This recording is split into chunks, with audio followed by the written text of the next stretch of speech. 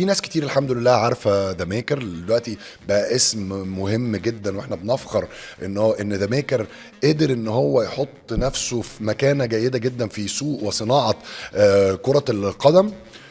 واحنا فعلا هدفنا الاول والرئيسي ان كلمه صناعه كره القدم دي تبقى صناعه بحق وحقيقي. ازاي نطور كرة القدم بشكل عام، واكيد في مصر بلدنا اللي احنا بنحلم ان احنا نكون أداة من الأدوات ووسيلة من الوسائل إن نزود عدد اللعيبة المحترفين المصريين في الدول الأوروبية وفي الدوريات الكبيرة، خاصة الخمس دوريات الكبرى.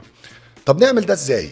في ولاد كتير عندهم الموهبة وبنات كتير عندهم الموهبة، بس ما بيلاقوش الطريق الصح، وحتى لو لقوا الطريق الصح ما بياخدوش التعليم الصح، سواء من الناحية الفنية او من الجوانب التانية اللي حوالين الملعب، اللي هي تقدر تخلي الولاد والبنات دول سوليد واقوياء وعندهم علم كبير وعارفين طريقهم والمايند سيت بتاعهم، طريقة تفكيرهم، لغة، ازاي ان انت يكون عندك لغة. كل ده احنا بنوفره لبناتنا وولادنا لذا ميكر.